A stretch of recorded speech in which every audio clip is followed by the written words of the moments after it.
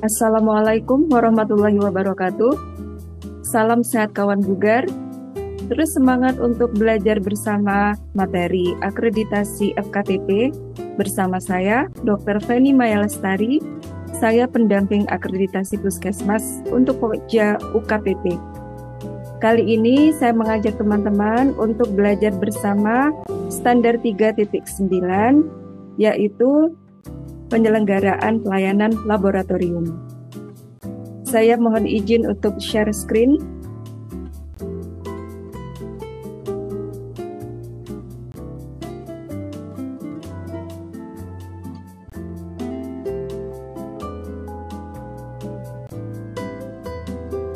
Ini adalah standar 3.9 yang ada dalam standar akreditasi Puskesmas keluaran dari Kepmenkes nomor 165 tahun 2023 tentang standar akreditasi Puskesmas. Kita belajar bersama mulai dari kriteria 3.9.1. Pelayanan laboratorium dikelola sesuai dengan kebijakan dan prosedur yang ditetapkan. Adapun pokok pikirannya, yang pertama, Puskesmas menetapkan jenis pelayanan laboratorium yang tersedia di Puskesmas. Jadi menetapkan di sini artinya membuat SK atau kebijakan tentang jenis pelayanan laboratorium yang tersedia di Puskesmas masing-masing. Karena tiap Puskesmas berbeda ya. Selanjutnya, agar pelaksanaan pelayanan laboratorium dapat memberikan hasil pemeriksaan yang tepat, perlu ditetapkan kebijakan dan prosedur pelayanan laboratorium, mulai dari permintaan, penerimaan, pengambilan, dan penyimpanan spesimen, pengelolaan reagen, pelaksanaan pemeriksaan, dan penyampaian hasil pemeriksaan kepada pihak yang membutuhkan, serta pengelolaan limbah medis dan bahan berbahaya dan beracun atau B3. Jadi di sini diminta prosedur antara lain untuk mulai dari permintaan, penerimaan, pengambilan, hingga pemeriksaan dan pengelolaan limbah medis dan bahan berbahaya atau B3, itu kita buatkan SOP-nya. Selanjutnya, pemeriksaan beresiko tinggi adalah pemeriksaan terhadap spesimen yang beresiko infeksi kepada petugas, misalnya spesimen sputum dengan kecurigaan tuberkulosis, atau darah dari pasien dengan kecurigaan hepatitis B dan HIV/AIDS. Jadi di sini juga ada menjadi lampiran dari SK tentang pelayanan laboratorium. Salah satunya adalah pemeriksaan beresiko tinggi yang membutuhkan perhatian khusus saat pemeriksaan dan pengambilan spesimen pada sputum TB dan pengambilan darah pada pasien dengan kecurigaan hepatitis B dan HIV/AIDS. Saya lebih perbesar lagi. Berikutnya, ada regulasi pelayanan laboratorium yang perlu disusun sebagai acuan yang meliputi kebijakan dan pedoman serta prosedur pelayanan yang mengatur tentang, pertama, ada jenis-jenis pelayanan laboratorium, kemudian waktu penyerahan hasil pemeriksaan laboratorium, pemeriksaan laboratorium yang beresiko tinggi, permintaan pemeriksaan, penerimaan spesimen, pengambilan dan penyimpanan spesimen, kemudian pelayanan pemeriksaan di luar jam kerja, pemeriksaan laboratorium lengkap untuk kesehatan dan keselamatan kerja dalam pelayanan laboratorium, kemudian penggunaan alat pelindung diri dan pengelolaan reagen. Jadi teman-teman di sini kan diminta kebijakan atau SK yang menjadi regulasi untuk kegiatan-kegiatan tersebut. Jadi teman-teman dapat buatkan satu SK saja untuk standar 3.9, yaitu SK yang berbunyi tentang penyelenggaraan pelayanan laboratorium. Dengan lampiran, teman-teman silakan kopas keseluruhan isi pokok pikiran dalam standar 3.9. Tinggal dikopas saja ya, menjadi lampiran SK tentang penyelenggaraan pelayanan laboratorium. Pokok pikiran selanjutnya, Untuk menjamin mutu pelayanan laboratorium, perlu dilakukan upaya pemantapan mutu internal dan pemantapan mutu eksternal di puskesmas, di mana pemantapan mutu dilakukan sesuai dengan jenis dan ketersediaan peralatan laboratorium. Jadi teman-teman untuk teman-teman ATLM pastinya sudah memahami bagaimana proses dan prosedur pemantapan mutu baik internal maupun eksternal. Kemudian PME dilakukan secara periodik yang diselenggarakan oleh institusi yang ditetapkan oleh pemerintah. Saya rasa dapat diselenggarakan di tingkat kabupaten atau di Labkesda masing-masing dinas kesehatan ya. Kemudian jika pemeriksaan laboratorium tidak dapat dilakukan oleh puskesmas karena keterbatasan kemampuan, dapat dilakukan rujukan pemeriksaan laboratorium. Jadi bila puskesmas belum lengkap sarananya, contohnya misalkan belum ada sarana untuk pemeriksaan tes cepat molekuler TB atau TCM TB, maka dapat dilakukan rujukan laboratorium, dapat ke rumah sakit atau ke puskesmas terdekat. Jadi sifatnya rujukan horizontal ya, yang memiliki sarana tersebut. Selanjutnya, pimpinan puskesmas perlu menetapkan jangka waktu yang dibutuhkan untuk melaporkan hasil tes laboratorium. Hasil dilaporkan dalam kerangka waktu berdasarkan kebutuhan pasien dan kebutuhan petugas pemberi pelayanan klinis. Jadi kita menetapkan respon time yang dapat dijadikan indikator mutu untuk unit pelayanan laboratorium.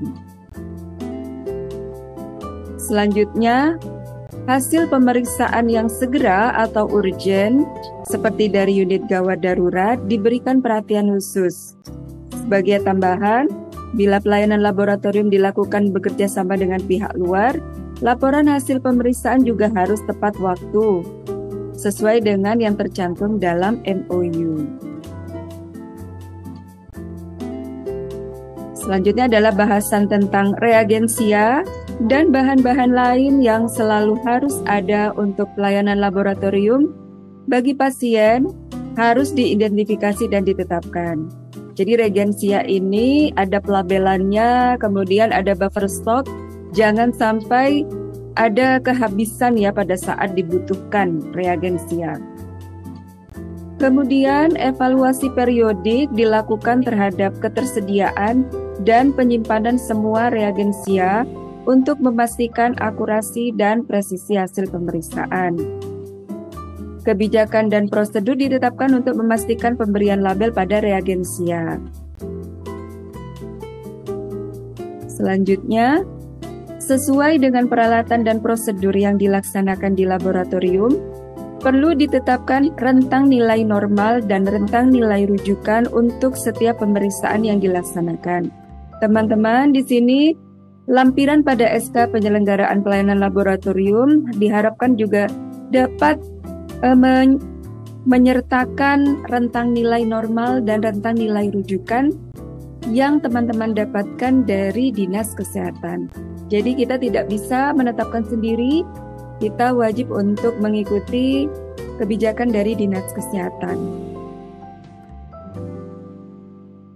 Jika pemeriksaan dilaksanakan oleh laboratorium luar, maka laporan hasil pemeriksaan harus dilengkapi dengan rentang nilai.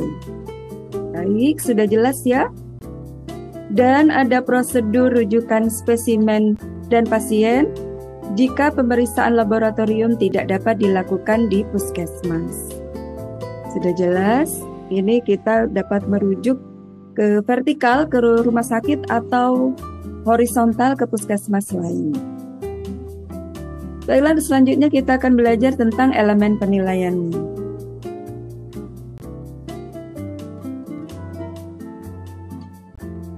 Baiklah teman-teman, saya melanjutkan untuk membuka instrumen akreditasi, izin share screen untuk standar 3.9.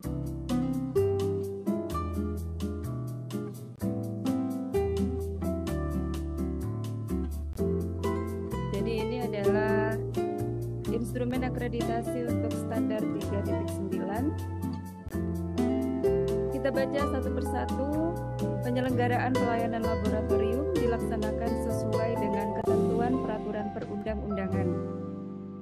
Kriteria 3.9.1, pelayanan laboratorium dikelola sesuai dengan kebijakan dan prosedur yang ditetapkan.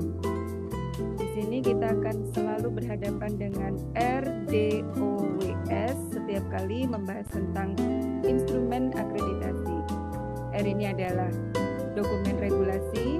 Jadi dokumen regulasi itu ada SK, pedoman, kemudian ada kerangka acuan kegiatan dan SOP. D itu adalah dokumen bukti, bukti-bukti implementasi kegiatan kita. Kemudian O ini adalah observasi yang dilakukan oleh surveyor nanti. Kemudian W adalah wawancara dengan petugas dan pasien serta keluarga. Kemudian S ini adalah simulasi. Jadi surveyor akan meminta kita untuk memperagakan.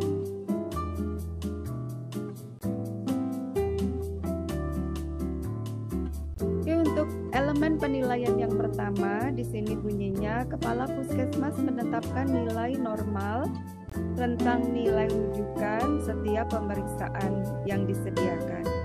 Jadi di sini diminta dokumen regulasi yaitu SK. Di sini SK tentang jenis pelayanan laboratorium, SK tentang rentang nilai normal, SK tentang nilai kritis laboratorium atau yang tidak normal ya, dan SOP terkait pelayanan laboratorium dan pengelolaan limbah. Teman-teman di sini dapat menjadikan satu isi SK dalam SK tentang penyelenggaraan pelayanan laboratorium dengan lampiran-lampiran sesuai yang diminta. Saya stop share dulu.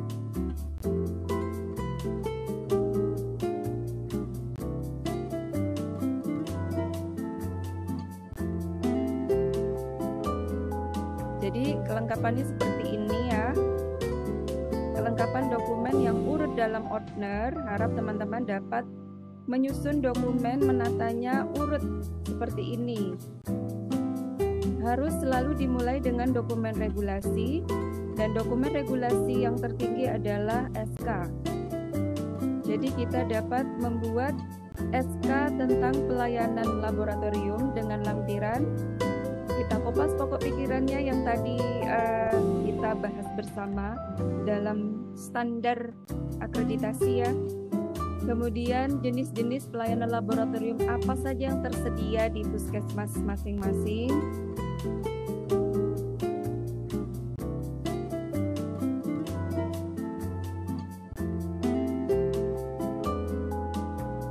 Kemudian rentang nilai normal, rentang nilai kritis, kemudian lampiran tentang pelaksanaan PMI dan PME, dan waktu pelaporan hasil laboratorium.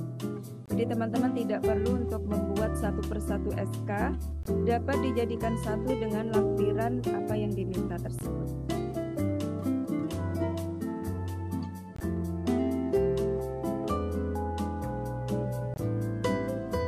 Kemudian SOP yang terkait pelayanan laboratorium. Jadi di sini SOP yang diminta. Jadi teman-teman begini ya penyusunannya. Dokumen regulasi dimulai dengan SK. Kemudian setelah SK, teman-teman wajib menyediakan pedoman eksternal dan internal untuk pelayanan laboratorium. Kemudian panduan-panduan pemeriksaan laboratorium lengkap ya, seperti darah lengkap, urin lengkap, kimia darah, kemudian faal ginjal, faal liver, dan seterusnya. Kemudian sebisa mungkin juga ada KAK, kerangka acuan kegiatan pelayanan laboratorium, karena laboratorium adalah unit yang melaksanakan kegiatan program yang terjadwal dan ada pelaksananya, ada sasarannya pula. Selanjutnya kita sediakan SOP, antara lain SOP permintaan pemeriksaan, pengambilan sampel. Jadi dibedakan ya, pengambilan sampel darah, urin, sputum, kemudian pemeriksaan darah lengkap, kimia darah, dan lain-lainnya ya. Kemudian SOP yang terkait reagensia, jadi pelabelan, buffer stoknya, kemudian bagaimana penyampaian pelayanan laboratorium jika reagensia tidak tersedia. Jadi ini harus ada ya, karena apabila reagensia habis, berarti pemeriksaan laboratorium tidak dapat dilaksanakan, sehingga pelayanan klinis juga akan terhambat. Kemudian yang terkait PPI di sini seperti kebersihan tangan, pemakaian APD, dan pengelolaan limbah yang berkaitan dengan pelayanan laboratorium. Kemudian SOP jika terjadi tumpahan reagen dan pajanan petugas, dan SOP PMI dan PME. Ini adalah dokumen regulasi ya teman-teman. Selanjutnya di elemen penilaian yang kedua, di sini diminta khusus tentang reagensia esensial. Jadi mulai dari SOP-nya tentang pelabelan, penyimpanan, kemudian bahan habis pakai, dan SOP penyampaian pelayanan laboratorium jika reagensia tidak tersedia. Kemudian di sini ada dokumen bukti yang perlu kita sediakan. Pertama, adanya material seperti datasheet atau MSDS untuk tiap reagensia. Kemudian bukti penyampaian, penyimpanan dan pelabelan, bukti perhitungan kebutuhan reagensia termasuk buffer stock, dan bukti pemesanan reagensia. Di sini kita juga diminta melakukan monep ketersediaan reagensia menggunakan checklist, dan bukti penyampaian pelayanan laboratorium jika reagensia tidak tersedia. Jadi secara urutan untuk dokumen bukti dalam order kita susun ya, setelah regulasi kita masukkan di order dokumen bukti antara lain form kosong permintaan pemeriksaan, jadi dari poli-poli gitu ya, dari rawat inap, UGD, form pemeriksaan laborat, permintaan pemeriksaan yang kosong itu kita masukkan. Kemudian form penyerahan hasil pemeriksaan yang kosong juga kita masukkan. Kemudian tadi yang diminta di instrumen ada MSDS tiap reagen. Kemudian bukti penyimpanan dan pelabelan reagensia sesuai regulasi ya dengan checklistnya. Kemudian bukti penghitungan kebutuhan reagensia termasuk buffer stock, bukti pemesanan reagensia, bukti pelaksanaan PMI dan PME, dan bukti penyampaian pelayanan laboratorium jika reagensia tidak tersedia. Ini teman-teman, selanjutnya penyelenggaraan pelayanan laboratorium, jadi pemeriksaannya ya sesuai dengan pokok pikiran. Ini di EP ketiga diminta lengkap. Tadi saya sudah sampaikan kelengkapan dokumennya. Kemudian EP yang keempat membahas tentang PMI dan PME, pemantapan mutu internal dan pemantapan mutu eksternal. Jadi SK-nya cukup 1 SK, jadi PMI dan PME ini menjadi lampiran. Kemudian ada SOP-nya juga diminta. Kemudian bukti kegiatannya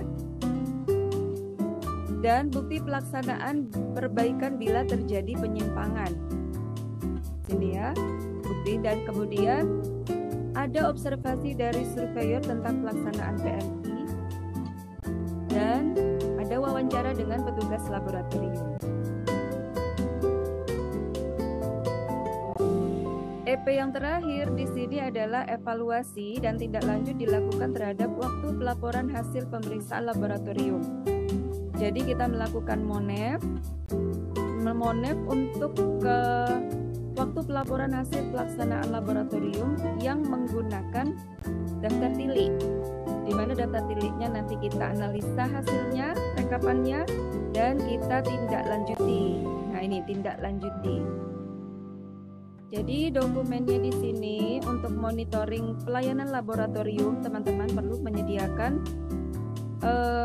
monitoring dan evaluasi terhadap ketersediaan reagensia dengan daftar tilik yang nantinya hasilnya direkap, kemudian dianalisa dan kita buat rencana tindak lanjutnya. Kemudian monep untuk ketepatan waktu penyerahan hasil laboratorium, sama ya. Untuk monitoring selalu memakai daftar tilik, rekap yang direkap, kemudian dianalisa dan dibuat RTL-nya. serta dari audit internal ada kegiatan untuk monitoring kepatuhan terhadap SOP atau prosedur-prosedur dalam pelayanan laboratorium. Jadi sama juga menggunakan daftar tilik yang direkap, dianalisa, dan kita buatkan RTL-nya. Demikian ya teman-teman untuk kelengkapan dokumen yang dipersyaratkan diminta dalam standar 3.9 penyelenggaraan pelayanan laboratorium. Semoga dapat membantu teman-teman sekalian dalam menyusun dokumen dalam Outlier dan juga dapat membuktikan bahwa kegiatan pelayanan telah dilaksanakan. Terima kasih untuk selalu menyimak pembelajaran kita bersama-sama dalam channel YouTube saya. Kita jumpa lagi untuk standar yang berikutnya. Wassalamualaikum warahmatullahi wabarakatuh.